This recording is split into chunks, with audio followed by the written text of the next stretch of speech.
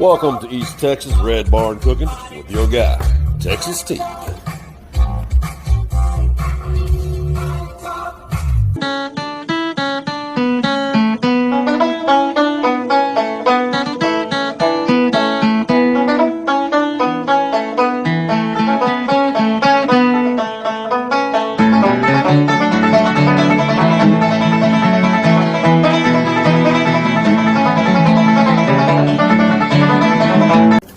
Texas T here.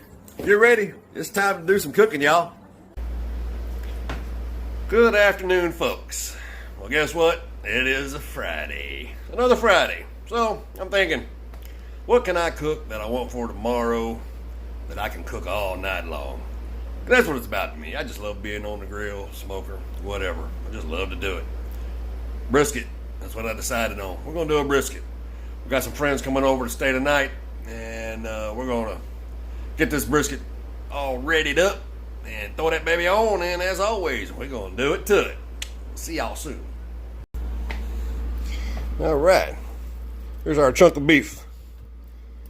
Not a big one. It's about 10 pounds. One of the smallest ones I've ever cooked.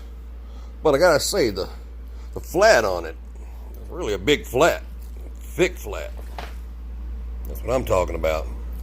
So, yeah, this thing's gonna cook up real good, I think. I've already trimmed up all the hard fat that I wanted to take off of it. So we're gonna marinate this baby, and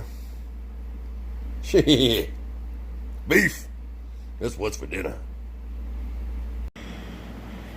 All right, here we go. She's just waiting to be wrapped up.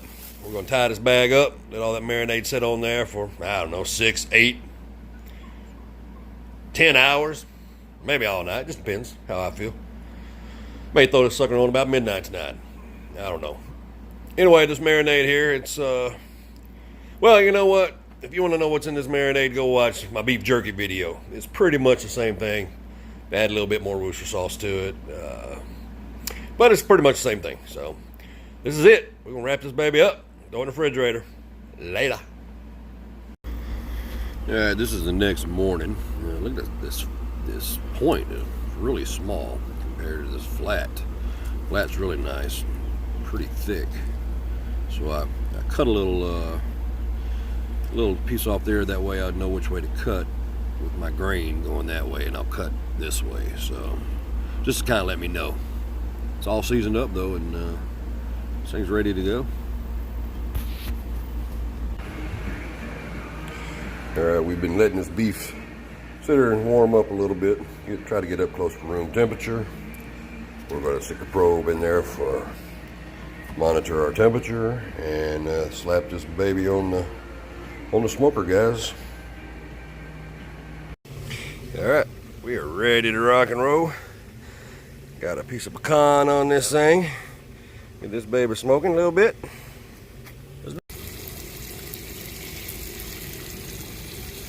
What happened? Oh. All right, we got a brisket going.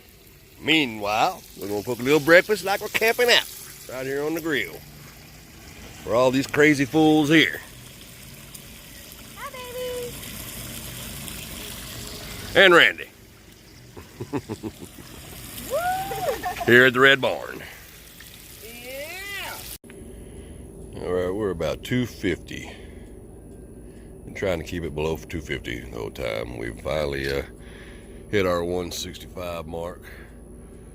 I hit the stall at about 153, and it stayed in the stall between 153 154 for, man, a good while. I mean, literally, I believe it's like 2 hours. It's taken me at least 3 hours to go from the stall to this point. So you just got to be patient, you know, let it go on through, let it get on through that stall, and then it'll go on up. Now we're gonna pull this thing off, wrap it in my butcher paper.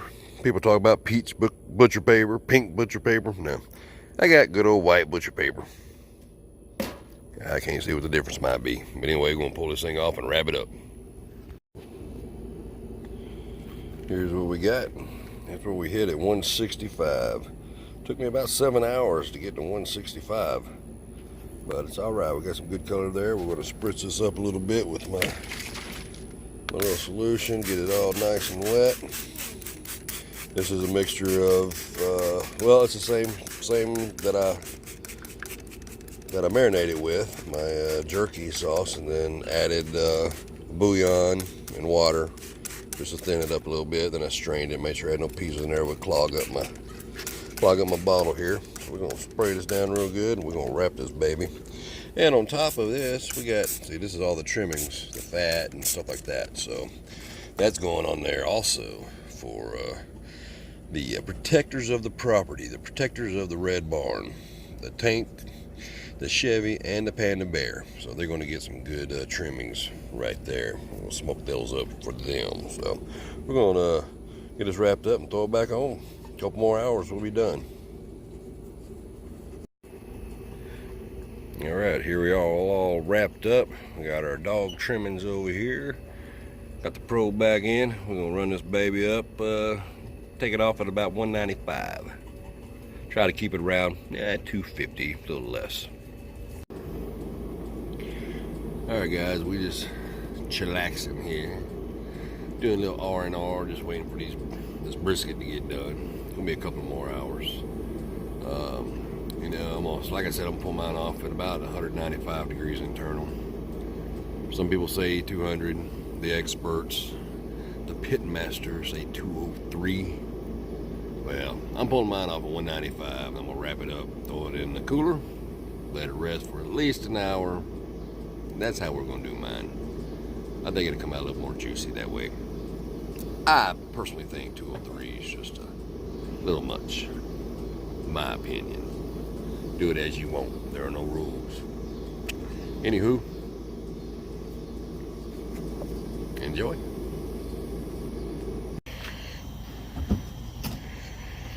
Alright, so I pulled this brisket off, wrapped it in a towel, put it in this cooler.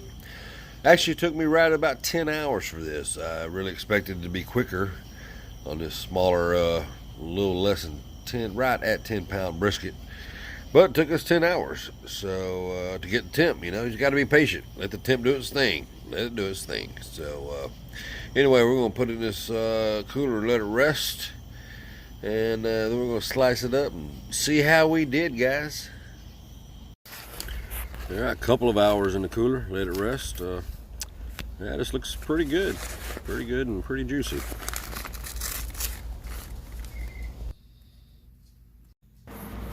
Oh yeah, that looks pretty good.